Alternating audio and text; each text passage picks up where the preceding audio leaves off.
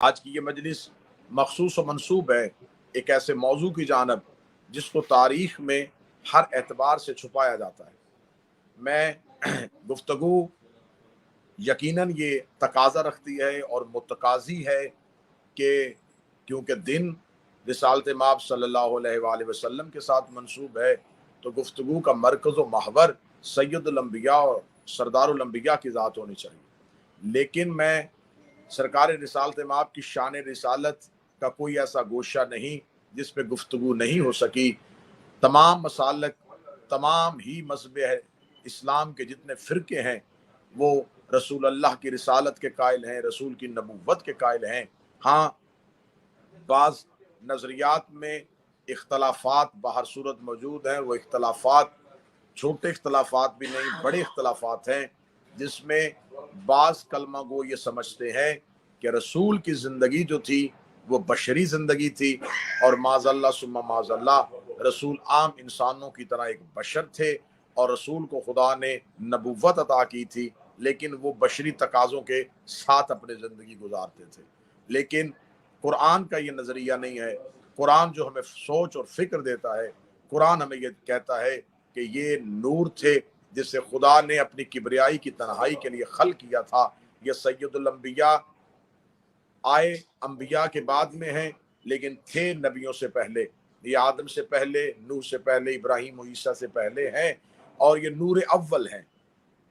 یہ ایک اختلاف ہے رسول کی زندگی کے بارے میں، اور انشاءاللہ ربیع الاول میں جب ہم ظہور سرکار ختمی المرتبت پہ آپ سے گفتگو کریں گے تو اس میں ان تمام واقعات کو ہم آپ کے سامنے حاضر کریں گے، اور رسالت مآب صلی اللہ علیہ وآلہ وسلم کی ذات کے بارے میں جو مختلف نظریات میں تضادات ہیں ان کو ہم کوشش کریں گے کہ آسان طریقے سے آپ کے سامنے اسی چینل کے توسل سے پہنچایا جا سکے۔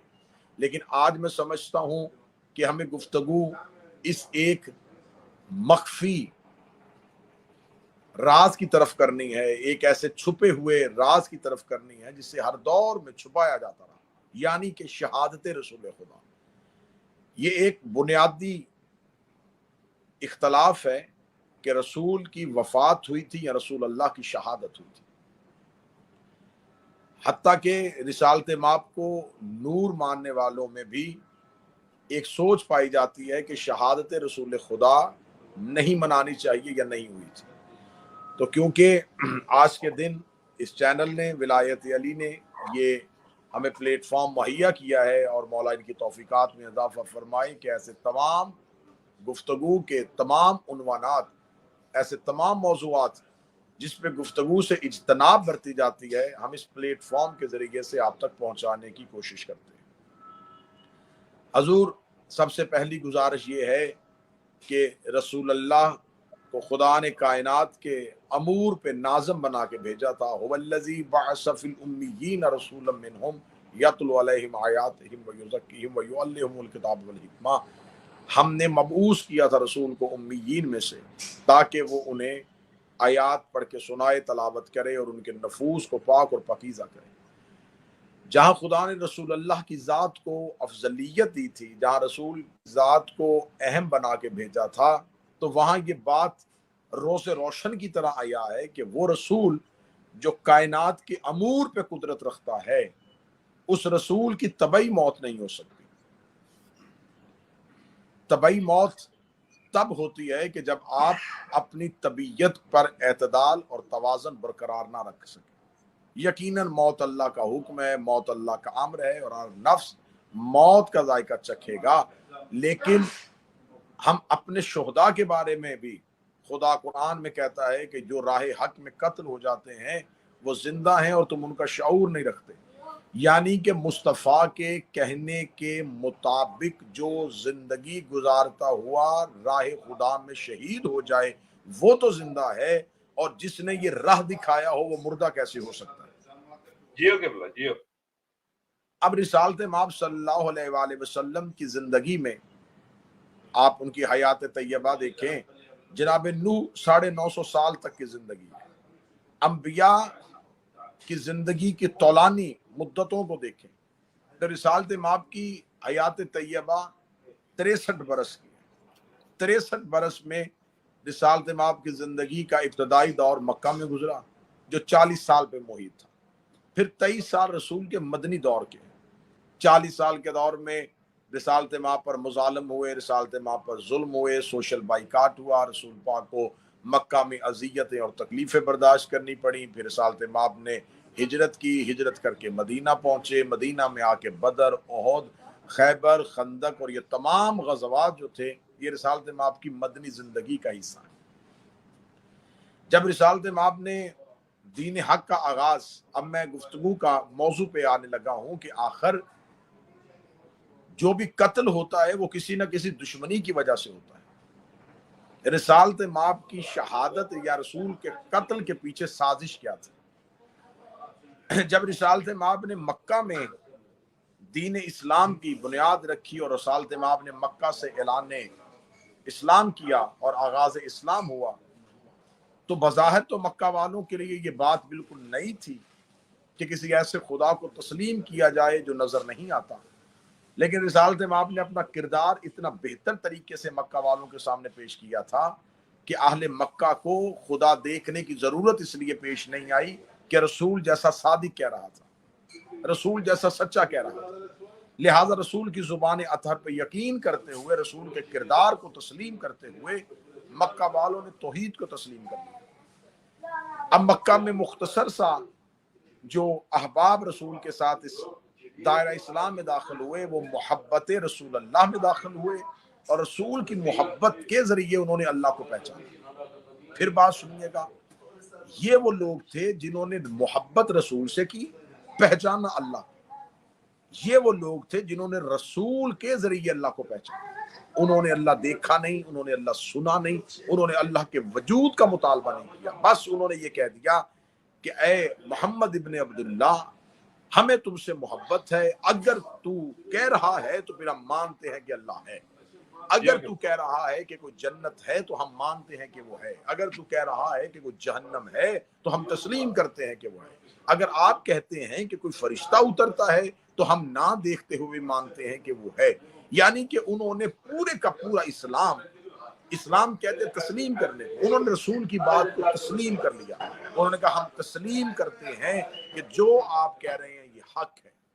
ये वो लोग थे जो हकीकी मुस्लिम थे, क्योंकि इन्होंने रसूल की जुबान को तस्लीम किया था और रसूल पाक की जुबान को तस्लीम करते हुए इन्होंने कलमा पढ़ा। अब जब रिसालत इमाम मक्का से निकलते हैं तो तस्लीम शुदा अफराद रसूल के साथ हिजरत करके मदीना पहुंचते हैं। जब रिसालत इमाम मदीना पहुंच जाते हैं तो मदीना में जाके रिसालत इमाम एक मुख्तसर से लश्कर के साथ कुफार के साथ जंग करते हैं, बदर की जंग, ओहद की जंग और फिर फतह मक्का।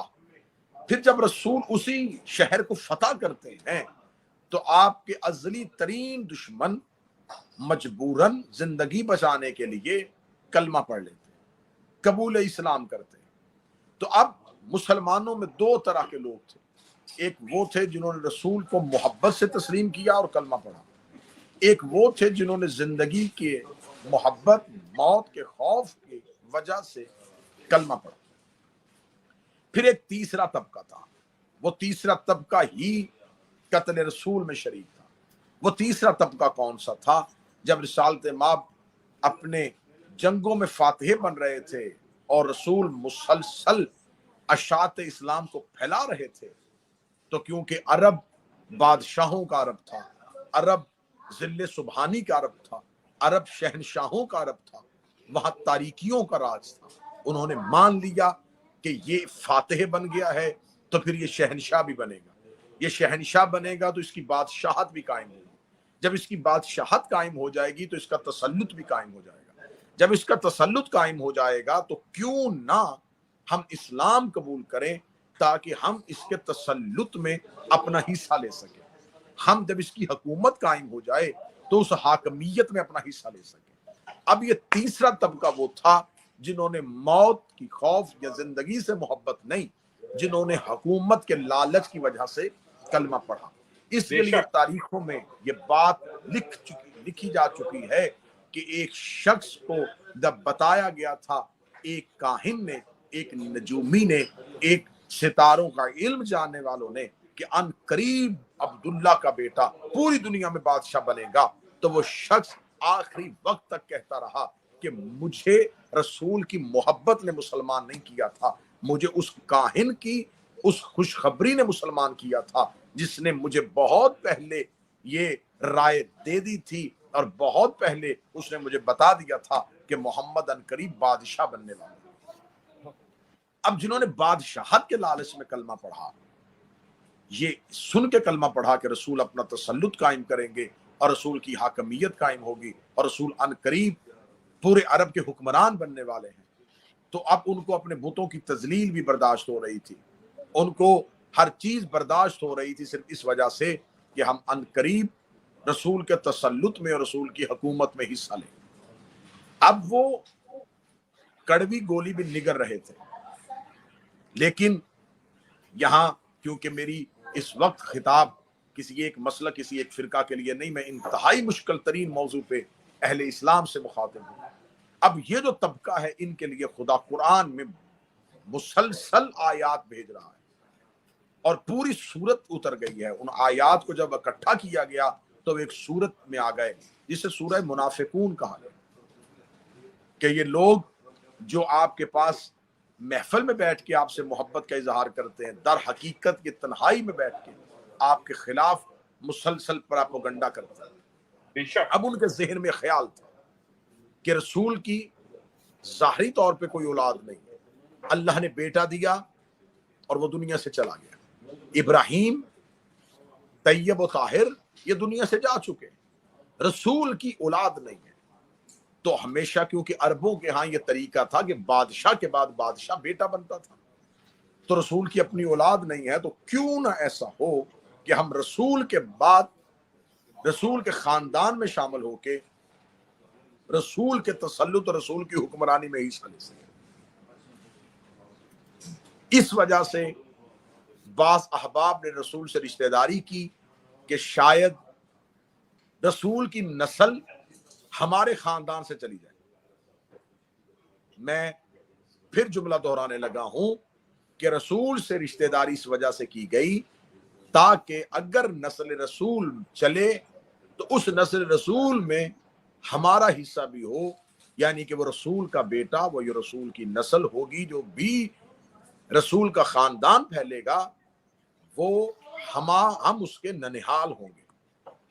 لیکن قدرت پروردگار تھی کہ خدا نے ایسا نہ ہونے دیا، اور رسول کی بیٹی جناب سیدہ فاطمہ الزہرا، رسول کی زوجہ ملکۃ العرب، شہزادی کی بیٹی، خدا نے رسول کی نسل رسول کے بیٹی کے ذریعے سے چلا گئی۔ اب جب رسول کی بیٹی کے ذریعے رسول کی نسل چلی تو اب انہیں یہ بات دوڑ رہی تھی ذہنوں میں کہ ہم تو جس لالچ میں رشتہ داری کر رہے تھے وہ لالچ بھی ختم ہوتا چلا جا رہا ہے کہ رسول کی تو رشتہ داری میں ہم شریک نہیں ہو سکتے۔ اب خدا قرآن میں جہاں منافقین کے لیے آیات بھیج رہا تھا تو وہاں خدا حسنین کی شان میں بھی آیتیں بھیج رہا تھا۔ وہاں خدا نے ایک قرآن میں نص دے دی آیہ مباہلہ میں کہ حسن اور حسین بنص قرآن رسول کے بیٹے ہیں۔ اب حسنین کو خدا نے بیٹے ڈکلیئر کر دیا، لیکن اب بھی ان کے ذہن میں یہ لالچ تھا کہ کیونکہ یہ بچے ہیں اور بچہ جانشین کیسے بنے گا، ہم خلافت چھین لیں گے، ہم حکومت میں حصہ داری بنا لیں گے۔ صاحبان ہوا یہ کہ رسالت مآب کی زندگی جب بالکل اختتامی مراحل میں پہنچتی ہے تو رسالت مآب اپنے زندگی کے آخری سال میں 18 ذی الحجہ کو حجت الوداع کے موقع پہ واپس پلٹتے ہوئے غدیر خم پہ امیر المومنین کی ولایت اور امامت کا اعلان کر دیتے ہیں اور لوگوں سے اپنی زندگی میں علی کی بیعت لے لیتے ہیں۔ نعرہ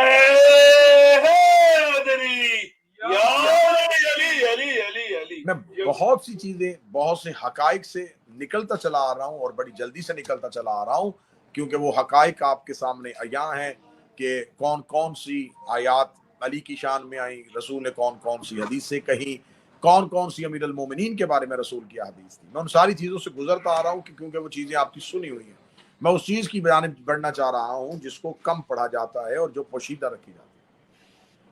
اب رسالت مآب نے جب غدیر خم پہ مولا علی کی حکومت کا اعلان کیا تو اب یہاں میری पूरी जिम्मेदारी के साथ है कि अहले सुन्नत लिटरेचर इसमें गवाह है कि रसूल अल्लाह ने बाकायदा ऐलान नहीं किया बल्कि बाकायदा बैयत ली, अपनी जिंदगी में अली की बैयत ले ली कि मेरे बाद खलीफा जानसीन, मेरा वजीर, मेरा वसी अली हो।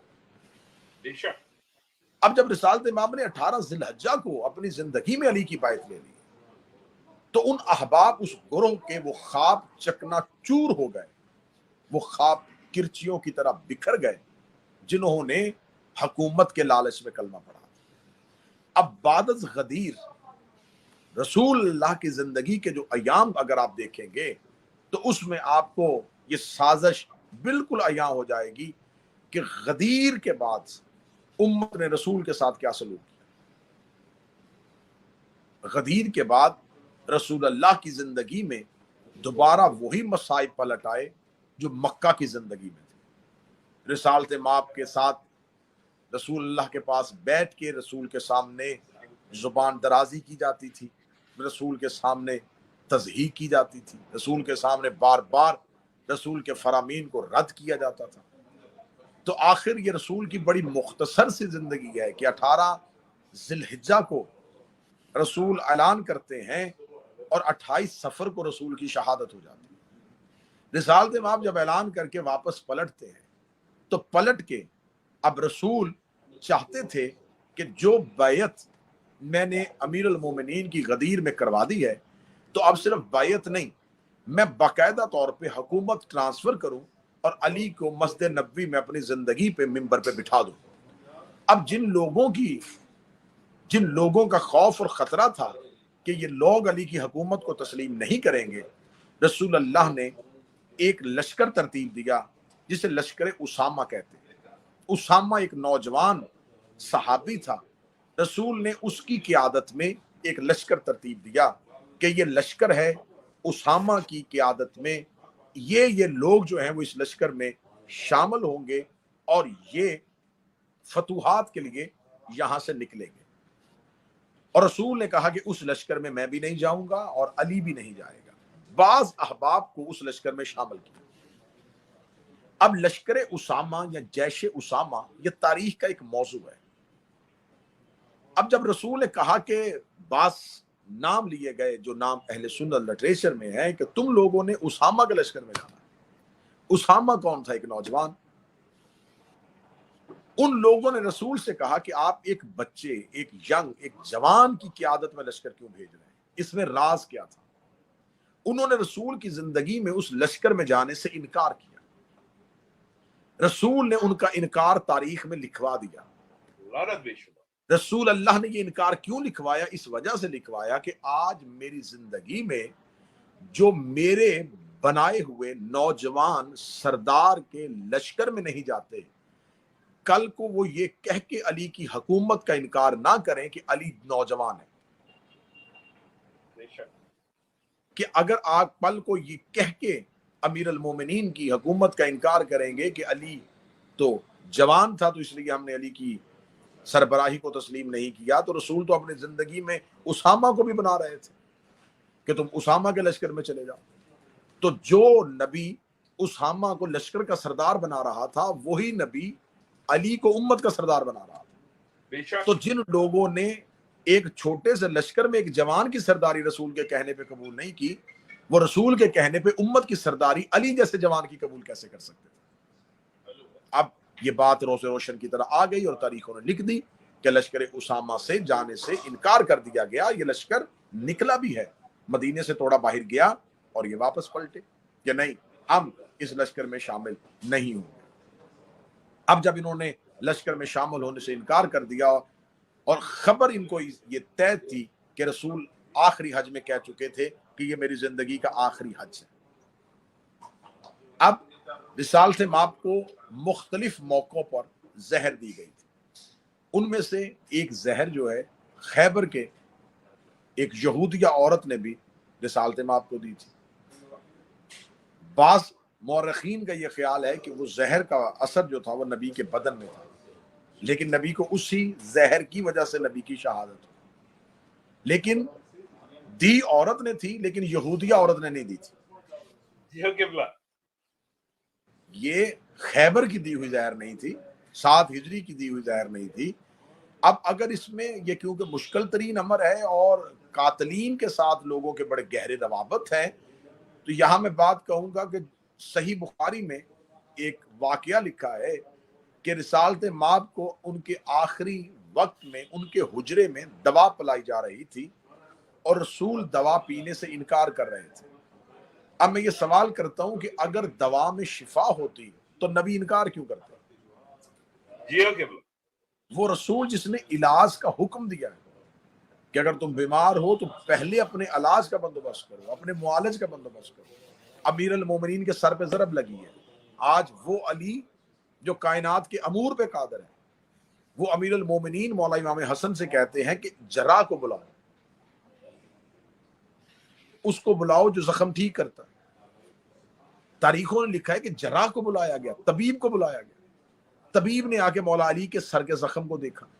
اب میرا سوال ہے کہ وہ علی جو زمین پہ بیٹھ کے آسمان کے رستے جانتا ہے، بلکہ میں اور آسان کروں، جس کا بیٹے کا جھولا فطرس کو پر دیتا ہے، کیا بات ہے قبلہ، جس کے بیٹے کا جھولا فطرس جیسے فرشتے کو پر دیتا ہے، وہ علی اپنا زخم حکیم کو کیوں دکھا رہا؟ علی آخری وقت میں بھی سنت دے رہے تھے کہ کل کو کوئی میرا شیعہ علاج سے اس لیے محروم نہ رہے کہ علاج کیوں کروائیں۔ علی نے ہمیں طور اور طریقہ دیا، امیر المومنین نے ہمیں سکھایا کہ زندگی میں جب مشکل اور مصیبت ہو یا بیماری ہو تو اپنا وقت میں گزارا کیسے کرنا۔ اب وہ رسول جو علاج کا حکم دیتا ہے، صحیح بخاری کہتی ہے کہ اس کو دوا پلائی جا رہی تھی، وہ انکار کر رہے تھے۔ اب میرا اگلا سوال، رسالت مآب کی قبر مبارک آج بھی کہاں ہے؟ رسول کی ایک زوجہ کے حجرے میں، کہتے ہیں رسول اسی حجرے میں زیادہ وقت گزارتے تھے، تو اسی حجرے میں رسول رہتے تھے۔ رسول اللہ کو آخری ایام میں اس حجرے میں کیوں رکھا گیا تھا؟ رسالت مآب صلی اللہ علیہ وآلہ وسلم کے آخری ایک حدیث بڑی مشہور حدیث ہے جس سے تمام اہل سنت اکابرین نے انکار نہیں کیا۔ اس حدیث کو کہا جاتا ہے حدیث کرتاس۔ کرتاس کہتے ہیں قلم و کاغذ، کہ رسالت مآب نے آخری وقت میں اسی حجرے میں کاغذ اور قلم مانگا تھا کہ مجھے کاغذ اور قلم دیا تاکہ میں کچھ لکھ دوں، کچھ نوشتہ لکھ دوں، کچھ تحریر کر دوں۔ اب میرا سننے والے مسلمانوں سے یہ سوال ہے کہ اس وقت اس حجرے میں کون کون لوگ تھے جنہوں نے رسول کے سامنے اتنا شور کیا کہ رسول اللہ کو اپنے چہرہ مبارک سے چادر ہٹا کے مجبوراً کہنا پڑا کہ میرے حجرے سے باہر نکل جاؤ۔ رسول کو کاغذ قلم دینے سے انکار کر دیا گیا۔ آخری وقت میں رسول کو کاغذ اور قلم نہیں دی جاتی کہ یا رسول اللہ ہمیں ضرورت نہیں ہے، حسبنا کتاب اللہ، ہمیں آپ کے بعد اللہ کی کتاب کافی ہے، آپ ہمیں کچھ بھی نہ لکھ کے دیں گے تو ہم قرآن سے رہنمائی لے لیں گے۔ اب رسالت مآب کی وہ تحریر جو رسول لکھنا چاہتے تھے امت کی ہدایت کے لیے، اس کے رستے میں رکاوٹ کون بنے؟ یقیناً یقیناً دیکھیں، آپ ایک معاشرتی دنیا میں زندگی گزار رہے ہیں، جب ایک شخص کو کوئی قتل کر دے یا قتل کی کوشش کرے اور اس کی زندگی کی سانسیں ابھی باقی ہوں، تو اس کا آخری بیان جو ریکارڈ کروایا جاتا ہے یہ سب سے اہم ہوتا ہے۔ فوری طور پہ وہ جتنی بھی کریٹیکل سچویشن میں ہو اور جتنی بھی سنجیدہ حالت میں ہو، فوری طور پہ کہا جاتا ہے کہ جب تک اس کی سانسیں ہیں جلد از جلد اس کا آخری بیان ریکارڈ کروا لیا جائے تاکہ وہ ایز اے ایویڈنس کام آ سکے کہ مقتول نے آخری وقت میں اپنے قاتل کے بارے میں کیا کہا تھا۔ کیا بات ہے قبلہ، بے شک۔ اب جب مقتول اپنا بیان ریکارڈ کروانے کی کوشش کرتا ہے تو جنہوں نے چھپ کے حملہ کیا ہوتا ہے، جن کے بارے میں لوگوں کو نہیں پتا ہوتا کہ اصل قاتل یہ ہیں، وہ اس وقت مقتول کے ارد گرد منڈلا رہے ہوتے ہیں، उनकी कोशिश होती है कि खानदान में से, फैमिली में से कोई बंदा अगर मकतूल के पास गया और उससे पूछ लिया कि तुम तक ये हमला किसने किया था, तो हम बेनकाब हो जाएंगे। पहले तो वो किसी को मिलने नहीं देते, और अगर कोई गैर तरफा शख्स जिसका कोई भी तरफैन से ताल्लुक ना हो, वो आके उससे कुछ लिखवाने लगे तो वो उसे लिखने नहीं देते। बस इस्लाम में रसूल के दुश्मनी और कत्ल की कहानी यहीं पे खुल गई कि रसूल जिंदगी में जब लिखवाना चाह रहे थे तो लिखने से मना कौन कर रहा था? जियो किबला, जियो जियो। अगर रसूल को लिखने से मना किया जा रहा था कि आप ना लिखें, तो अब मैं कुरान की तरफ आता हूं कि कुरान कहता है कि मेरा मोहम्मद जो दे वो ले लो। बेशक। तो अब मेरे बरादरान अहले सुन्नत, जिनको मौलवी शख्सियात के नाम पे जज्बाती करते हैं, मुश्तिल करते हैं, उनको उभारते हैं कि देखें, उन लोगों से मेरा सवाल है कि आप हकाइक से चश्म पोशी ना करें।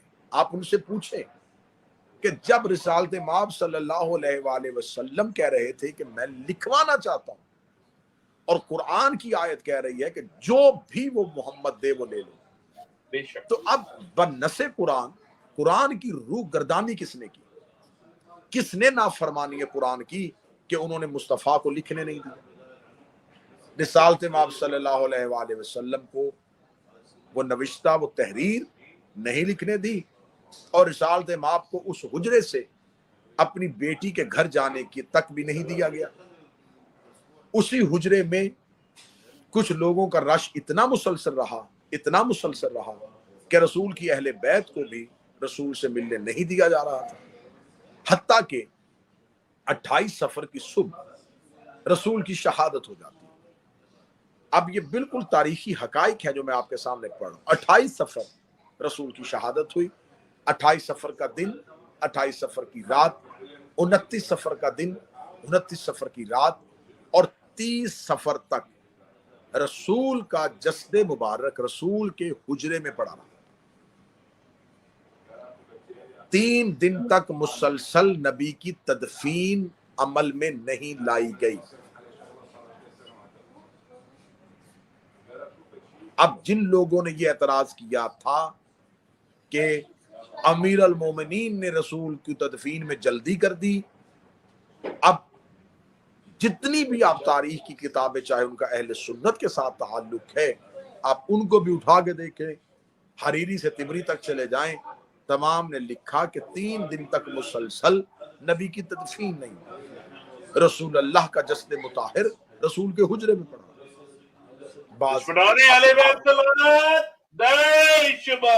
सहाब आए और उन्होंने रसूल का जनाजा पढ़ने का कहा कि हम रसूल का जनाजा पढ़ना चाहते हैं, तो अमीर अल मोमिनीन रसूल के मुसलसल जनाजे पे तशरीफ फरमा थे, क्योंकि जनाजा जो है, जनाजे की तकबीरें मगफरत की दुआएं होती हैं। तो आप जनाजे की तकबीरें उठा के देखें, वो मगफरत की दुआएं हैं। तो मौला अमीर अल मोमिनीन ने फरमाया कि क्या तुम नहीं जानते कि रसूल की जिंदगी में भी कोई इमाम नहीं बन सकता और रसूल के जिस्म के पास भी कोई इमाम नहीं बन सकता? क्या तुम में से कोई इस काबिल है कि वो रसूल के जनाजे में इमामत करवा सके? क्या तुम में से कोई इस काबिल है कि वो रसूल के जस्दे अतहर पे खड़ा होकर रसूल की मगफरत मांग सके? तो फिर या अली क्या किया जाए? तो रिसालत माब के जनाजे पे अमीर अल मोमिनीन जो तरीका दिया, फरमाया कि रसूल के जस्दे मुताहर का तवाफ करते हुए सिर्फ एक आयत पढ़ो, इन्नल्लाह व मलाइकतहु युसल्लूना अला नबी या अय्युहल्लज़ीना आमनू सल्लु अलैहि व सल्लिमू तस्लीमा। अब मुसलसल बाज गुरु आते थे, वो रसूल के चेहरे की ज़ियारत करते थे, रसूल के जनाजे पे दरूद पढ़ते हुए गुजर जाते थे। अब मैं ये बिल्कुल लिटरेचर अहले सुन्नत पढ़ रहा हूँ, जो ही रसूल अल्लाह की मौत की इतला मदीने की गलियों में फैली, तो एक रश था जो रसूल के घर के बाहर लग गया। लोगों ने रोना शुरू किया, पीटना शुरू किया, आहबका शुरू हुई। उनमें से एक शख्सियत जो बाद में दूसरी खिलाफत के हकदार बने, उन्होंने आके तलवार को न्याम से निकाल लिया और न्याम से निकाल के रसूल के दरवाजे की बाहर एक ऊंची जगह पे खड़े होके ऊंची आवाज में कहा, खबरदार कोई ना कहे कि मोहम्मद मर गए, वो जिंदा हैं, वो अपने अल्लाह से मुलाकात करने के लिए गए और अभी आ जाएंगे। इस बात को कोड किया गया अहले सुन्नत किताबों। जब उन्होंने ये लफ्ज कहा तो रोते हुए लोग खामोश हो गए। रोते हुए लोगों का खामोश होना था। तो यहाँ एक सहाबी है जिसका नाम है अमर बिन जायद, उसने एक आयत पढ़ी। इस आयत का मफहूम ये था कि जब नबी दुनिया से जाता है तो तुम्हें याद नहीं कि तुम कुफ्र की जानब उल्टे पांव दौड़ाते हो। तो उस नौजवान सहाबी को डरा धमका के खामोश करवा दिया गया। जब वो खामोश हो गए तो अब यहाँ पर दो सहाबी आते हैं, एक का नाम है अबू उबैदा जराह और एक सहाबी है अब्दुर्रहमान बिन औफ। ये दोनों अब्दुर्रहमान बिन औफ आता है और वो आके उस शख्स को जो ऊंचाई पे खड़ा होकर कह रहा है कि नबी दुनिया से नहीं गए, उसके कान में कोई बात कहता है। जब वो कान में कोई बात कहता है तो वही शख्स जो थोड़ी देर पहले कह रहा था कि नबी दुनिया से नहीं गए, वो जिंदा हैं और अल्लाह से मुलाकात करके अभी पलट आएंगे, वही शख्स अपनी तलवार को वापस न्याम में रखता है, अपनी चादर को अपने मुंह पे रख के थोड़ी देर के लिए रोता है और रोने के बाद फिर लोगों से मुखातब होकर कहता है कि तुम में से जो कोई मोहम्मद की पूजा करता था या पुरस्तिश करता था, वो ये जान ले कि मोहम्मद मर गए लेकिन अल्लाह जिंदा है। अब ये बातें लिटरेचर में लिखी, शख्स एक है, नारे दो है। अब मुअर्रिखीन कहते हैं जी जो उन्होंने पहली बार कहा था वो भी नबी की मोहब्बत में कहा था और जो दूसरी बार कहा वो भी नबी की मोहब्बत में कहा। पहला अकीदा ये कहा कि नबी जिंदा हैं और वो अभी मौजूद हैं, अल्लाह से मुलाकात करेंगे। फिर कहा नबी चले गए हैं। जो पहले जिंदा कहा वो इस वजह से कहा कि उनके लिए ये बात अचानक थी कि अभी हमने अमूर खिलाफत और हुकूमत तय नहीं की। जब कान में आके ये बताया गया कि अब नबी की मौत का ऐलान कर दें, अमूर खिलाफत तय हो चुके हैं, तो अब मौत का ऐलान कर दिया गया। आज भी 2022 इस 2023 इस मौके पर भी ये तरीका आज भी राइज है कि अरबों के यहाँ जब कोई बादशाह दुनिया से जाता है तो उसकी मौत का फौरी ऐलान नहीं किया जाता जब तक के नामजद करदा को मुंतखब न कर दिया जाए और तमाम अमूर तय न कर लिए जाएं।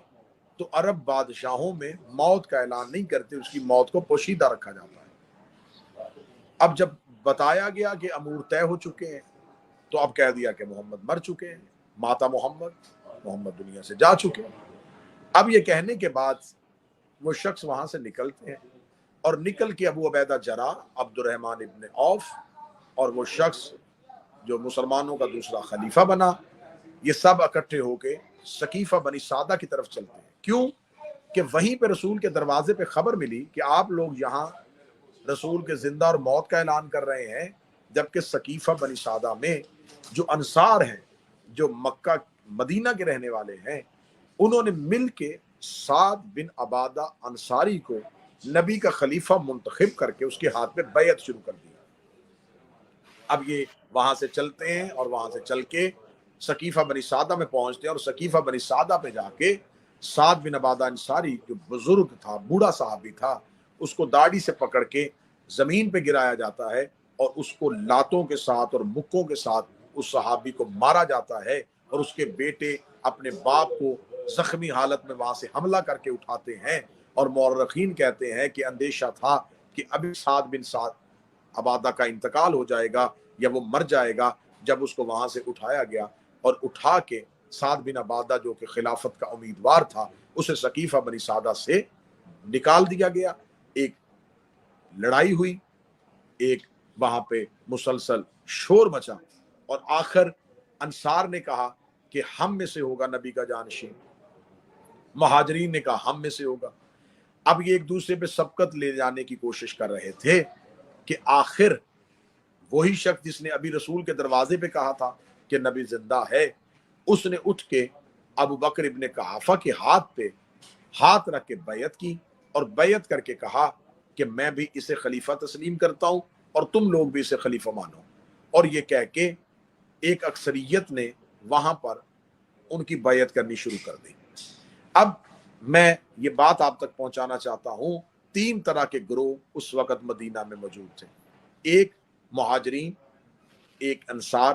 مہاجرین وہ تھے جو نبی کے ساتھ ہجرت کر کے آئے تھے، انصار وہ تھے جو مکہ کے رہنے والے تھے۔ انصار نے اپنا خلیفہ سعد بن عبادہ کو بنایا تھا، جس کو بعد میں معزول کر دیا گیا، اسے تسلیم نہیں کیا گیا، اسے مارا گیا، اور سعد بن عبادہ کے کو بیٹوں سمیت وہاں سے نکالا گیا اور خود اپنے نامزد کردہ خلیفہ کی بیعت کروائی گئی، اور انصار سے بھی بزور بازو بیعت لی گئی۔ اب میرا سوال ہے کہ وہ جس صحابی کو مارا گیا تھا، کیا وہ صحابی نہیں تھا؟ سعد بن عبادہ نے آخری زندگی کے لمحے تک پہلے خلیفہ کی بیعت نہیں کی تھی، اور سعد بن عبادہ انصاری قتل ہوئے تھے، اور آج بھی تاریخوں میں اس کے قتل کے بارے میں لکھا ہے کہ اس کو جنات نے قتل کیا تھا، یعنی کہ وہ اس کو کسی جن نے تیر مارا تھا۔ یہ کتنی بڑی مورخ کی بددیانتی ہے کہ اس کے بارے میں کہہ دیا گیا کہ اسے جنوں نے مارا، جبکہ ہمیں پتا ہے کہ انہیں کنہوں نے مارا۔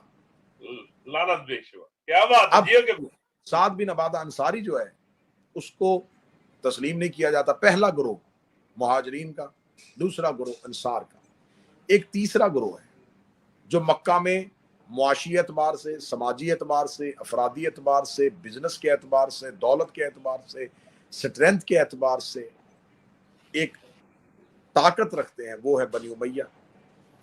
بنی امیہ اس وقت کہاں تھے؟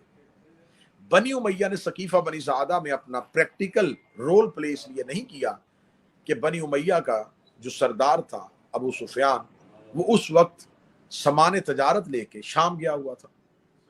وہ شام کے رستے میں تھا جب اس کو پتا چلا کہ نبی دنیا سے چلے گئے۔ اس نے فوراً سوال کیا کہ خلیفہ کون بنا؟ تو انہیں کہا گیا کہ سقیفہ بنی سعدہ میں لڑائی ہوئی ہے، تو انصار اور مہاجر آپس میں لڑ پڑے تھے، تو آخر مہاجرین نے اپنا خلیفہ ابوبکر ابن قحافہ کو بنا دیا ہے۔ اب اس نے وہیں سے اپنا مال اموال اپنے لوگوں کے حوالے کیا اور سر پٹ اپنے گھوڑے کو دوڑایا اور دوڑا کے مدینہ پہنچے۔ مدینہ پہنچ کے سیدھے گئے رسول کے چچا عباس ابن عبد المطلب کے گھر، اور حضرت عباس ابن عبد المطلب سے جا کے انہوں نے کہا کہ یہ کیا ہوا؟ دو تو خاندان مشہور اور معروف تھے، ایک بنی ہاشم اور ایک بنی امیہ، یا خلافت ہاشمیوں کا حق تھا یا امویوں کا حق تھا، لیکن یہ کیا ہوا کہ خلافت نہ ہاشمیوں کے پاس گئی نہ امویوں کے پاس گئی، اور خلافت چھوٹے قبیلوں میں چلی گئی۔ عباس ابن عبد المطلب نے کہا کہ ہم ہاشمی تو رسول کے جنازے پہ موجود تھے، رسول کے گھر میں موجود تھے، اور یہ سب کچھ جو کیا گیا، یہ خلافت کی تقسیم جو ہوئی، یہ ہمارے مشورے کے بغیر ہوئی۔ ابو سفیان نے حضرت عباس ابن عبد المطلب سے کہا کہ آپ اٹھیے اور اٹھ کے میرا ساتھ دیجئے کہ آپ علی کے پاس جائیں اور علی کو میرا یہ پیغام پہنچائیں کہ میں یہ چاہتا ہوں کہ خلافت کا سب سے بہترین حقدار علی ہے، جس کا رسول اعلان کر کے گئے ہیں، تو علی صرف اور صرف کوئی کچھ نہیں کرے گا۔ علی ابن ابی طالب صرف مسجد میں جا کے یہ کہے کہ میں خلافت کا حقدار ہوں، یہ کہہ کے علی خاموش ہو جائے، علی کو کچھ کرنے کی ضرورت نہیں، خلافت لے کے دینا میرا کام ہے، میں مدینہ کی گلیوں کو سواروں سے اور پیادوں سے بھر دوں گا۔ اس سے مولانا ابو العلا مودودی تک تمام نے لکھا۔ اب جب عباس ابن عبد المطلب کو یہ بات کہی تو حضرت عباس ابن عبد المطلب کو ظاہراً یہ بات بڑی اچھی لگی کہ بنی امیہ کا سردار بنی ہاشم کی طرفداری کر رہا ہے۔ حضرت عباس ابن عبد المطلب اسے ساتھ لے کے مولا علی ابن ابی طالب کے پاس گئے۔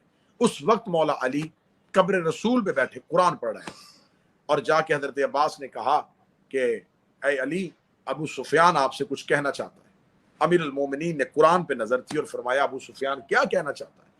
تو عباس ابن عبد المطلب نے کہا کہ وہ کہتا ہے کہ میں خلافت علی کو لے کے دینا چاہتا ہوں، اور میں مدینے کی گلیوں کو سواروں اور پیادوں سے بھر دوں گا، علی اپنے حق کے لیے اٹھے، زندگی قربان کروں اپنے مولا کے جملے پہ۔ امیر المومنین نے ہلکی سی چہرے پہ مسکراہٹ لا کے کہا اس سے پوچھئے یہ اسلام کا ہمدرد کب سے ہو گیا؟ کیا بات ہے قبلہ جیو، اس سے پوچھے اس کے دل میں اسلام کی ہمدردی کہاں سے آ گئی؟ اور یہ جملہ جو آج بھی نہج البلاغہ میں ہے، یہ یقیناً فصاحت و بلاغت علی ہی کا خاصہ تھا۔ امیر المومنین نے فرمایا ابو سفیان تو مجھے وہ پانی پلانا چاہتا ہے جو گندلا ہے، اور تو مجھے وہ لقمہ کھلانا چاہتا ہے جو میرے حلق میں رک جائے گا۔ امیر المومنین نے فرمایا کہ میں تیری سازش کو سمجھتا ہوں، اور امیر المومنین قبر رسول سے نہ اٹھے۔ اب یہاں پر آج تک ایک سوال کو شیعہ مذہب پہ ایک تانا بنا کے پیش کیا جاتا ہے کہ اگر امیر المومنین کا حق تھا تو امیر المومنین نے اس حق کے لیے تلوار کیوں نہیں اٹھائی؟ تو صاحبان اس کے جواب کو ایک لائن میں مختصر میں کروں گا کہ علی کی تلوار نیام سے نکل پڑے تو بدر، احد، خیبر، خندق میں اسلام بچتا ہے، اور علی کی تلوار رسول کے بعد نیام میں واپس چلی جائے تو بھی اسلام بچتا ہے۔ کیا بات ہے جیو قبلہ۔ اسلام کو ضرورت تھی تو تلوار نیام سے نکلی، اور اسلام ہی کی ضرورت میں تلوار نیام میں واپس آئی۔ اب آپ مجھ سے پوچھیں کہ صاحب یہ کیوں؟ بدر، احد، جو علی احد میں ٹوٹی ہوئی تلوار سے ہزاروں کو مار سکتا ہے، وہ مدینہ میں اپنا حق کیوں نہیں لے سکتے تھے؟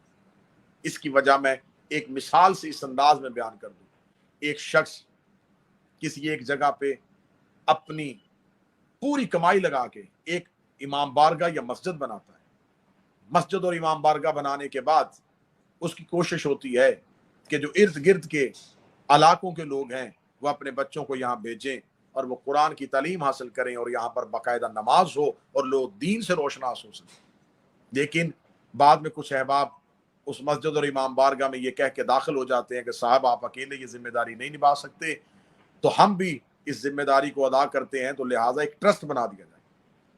ایک ٹرسٹ بن جاتا ہے، ساتھ والی آبادیوں میں خبر ہو جاتی ہے کہ جس نے اپنے بچوں کو قرآن پڑھوانا ہو، دین سے روشناس کروانا ہو، تو اس جگہ پر ایک ادارہ، ایک امام بارگاہ بن گیا ہے، آپ وہاں پر اپنے بچوں کو بھیجیں، اس مسجد میں اپنے بچوں کو بھیجیں۔ جو ہی وہ ٹرسٹ قائم ہوتا ہے تو اس ٹرسٹ میں صدارت کے لیے دو لوگوں کی آپس میں لڑائی ہو جاتی ہے۔ جب دو لوگوں کی آپس میں لڑائی ہو جاتی ہے تو وہ جس نے اپنی پوری کمائی سے اس امام بارگاہ کو بنایا ہے، اب وہ خاموشی سے ان دونوں کی لڑائی کو دیکھ رہا ہے کہ میں سمجھ رہا تھا یہ مخلص ہو کے دین کی خدمت کرنے لگے، لیکن یہ تو آپس میں اقتدار کے لیے لڑ پڑے۔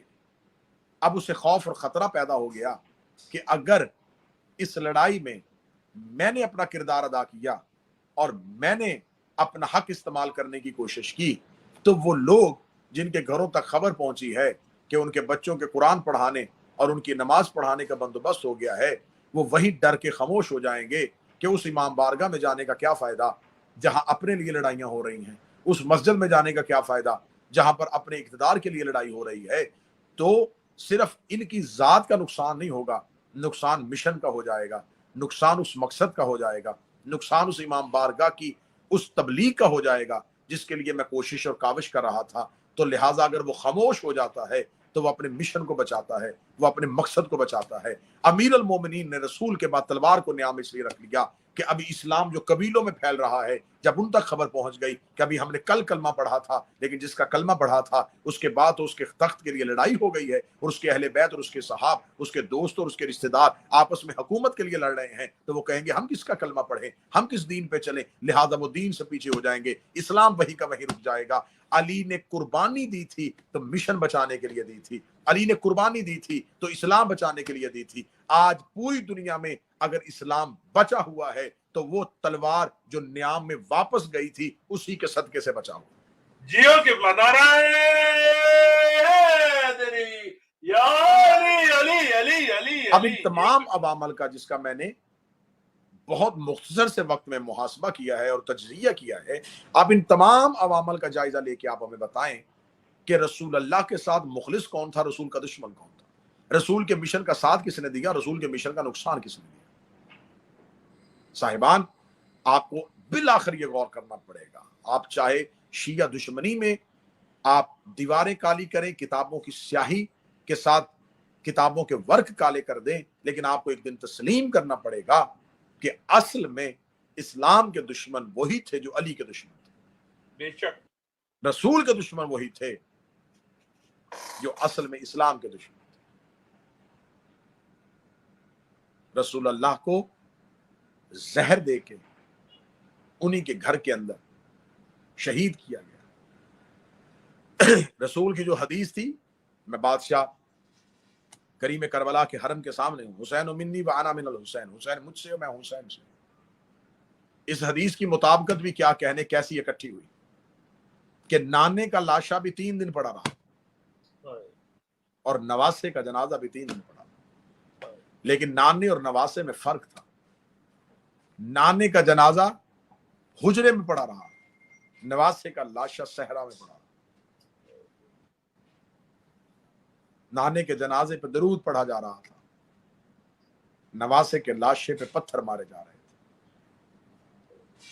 وہ رسول جس نے اسلام لوگوں کی رگوں میں اتارا تھا، وہ آخری وقت میں رو رو کے کہہ رہا تھا کوئی میری بیٹی فاطمہ کو بلائے۔ آخر خبر سیدہ تک پہنچتی، سیدہ باپ سے ملنے کے لیے باپ کے پاس آتی، اکلوتی اولاد رسول کی۔ رسول اللہ اپنی بیٹی کا سر اپنے سینے پہ رکھتے، سینے پہ رکھ کے رسول ماتھا چوم کے کہتے زہرا میرے بعد رونا نہ۔ اتنا جملہ کہنا تھا، یا باپ کی داڑھی چوم کے کہتی ہے بابا تیرے بعد فاطمہ کی زندگی کیسے گزرے گی، بابا تیرے بعد فاطمہ جیے گی کیسے۔ رسول اللہ کی آواز آئی زہرا میرے بعد، اس کل رات میں نے مجلس پڑھی کربلا میں، شہادت رسول خدا پڑھتے ہوئے جملہ پڑھا، اس جملے میں کوہرام بپا ہوا کہ رسول نے اپنی بیٹی کو وصیت کرتے ہوئے بیٹی کا ماتھا چوم کے جو وصیت کی، وہ وصیت پوری رات رونے کے لیے کافی ہے۔ رسول کی آواز فاطمہ میرے بعد علی کا خیال رکھنا۔ حق یہ بنتا تھا کہ رسول علی سے کہتے علی میرے بعد زہرا کا خیال رکھنا، رسول علی سے کہتے کہ علی میرے بعد میری بیٹی کا خیال کرنا۔ ہائے محبت رسول، کہ رسول کو پتا تھا کہ میرے بعد علی اتنا غریب ہو جائے گا کہ زہرا سے کہا زہرا میرے بعد علی کا خیال رکھنا۔ جس بیٹی سے کہا تھا کہ میرے بعد علی کا خیال رکھنا، جب بیعت علی لینے کے لیے لوگوں کا ہجوم علی کے دروازے پہ آیا تھا، دروازہ جلا سیدہ خاموش رہی، پہلو زخمی ہوا زہرا خاموش رہی، تازیانہ لگا زہرا خاموش رہی، چہرے پہ تماچا آیا زہرا خاموش رہی، بی بی کا محسن شہید ہوا بی بی خاموش رہی، لیکن جب علی کے گلے میں رسی آئی پھر محمد کی بیٹی خاموش نہ ہوئی، پھر دوڑ کے گئی اور تبرکات والا صندوق نکالا، اپنے رسول والا بابے والا امامہ سر پہ رکھا، تلوار کو ہاتھ دیوار سے اتار کے ہاتھ میں پکڑ کے کہنے لگی ہے اگر کسی نے علی کے گلے سے رسی نہ نکالی تو میں جنگ کے لیے اتر آؤں گی۔ فاطمہ زہرا کے ہاتھ میں تلوار دیکھی یا مدینہ میں کوہرام بپا ہوا۔ سلمان محمدی کہتے ہیں کہ میں نے مسجد نبوی کی دیوار کو اٹھتا ہوا دیکھا، لوگوں نے قیامت کے اثرات دیکھے تو علی کے گلے سے فوراً رسی کو نکال دیا۔ علی زخمی حالت میں زہرا کے پاس آئے، زہرا کے پاس آ کے کہا اے فاطمہ تو زہرا، اے بنت پیغمبر، تیرا پہلو زخمی، تیرا ہاتھ زخمی، تیرا سر زخمی، لیکن تو علی کی دفاع کے لیے گھر سے نکل آئی۔ علی کا ہاتھ پکڑ کے کہتی ہے میرے بابا نے کہا تھا زہرا میرے بعد علی کا خیال رکھنا، جیسے رسول نے کہا تھا زہرا میرے بعد علی کا خیال رکھنا، ایسے علی نے کہا تھا زینب میرے بعد حسین کا خیال رکھنا، ایسے ہی حسین نے کہا تھا سکینہ میرے بعد سجاد کا خیال رکھنا۔ آج اس گھر کی بیٹیوں کا مقدر، کوئی علی کے ساتھ روتی رہی، کوئی حسین کے ساتھ روتی رہی، کوئی سجاد کے ساتھ روتی رہی۔ جو علی کے ساتھ ہوئی اسے بھی مسلمانوں نے مارا، جو حسین کے ساتھ آئی اسے بھی پتھروں کے ساتھ مارا، جو سجاد کے ساتھ آئی اسے بھی پتھروں کے ساتھ مارا۔ میرا اللہ علی کی بیٹیوں کے قاتلوں پہ لعنت فرمائے۔ لاکھوں درود و سلام ہو علی اور علی کی اولاد پہ، لاکھوں درود و سلام ہو حسین اور حسین کی اولاد پہ۔ میرا مالک کریم کربلا کا حرم ہے، میں دعا گو ہوں شب شہادت میرا مالک آپ تمام کو روضہ حسین کی زیارت نصیب فرمائے، کربلا کی زیارت نصیب فرمائے، آپ کے مرحومین کو جوار معصومین میں جگہ عطا فرمائے، آپ کی جملہ پریشانیوں کو دور فرمائے، وقت کے امام کے ظہور میں تعجیل فرمائے۔ ربنا تقبل منا انک انت السمیع الدعاء، آمین یا رب العالمین۔ اللہم صلی علی محمد وآل محمد۔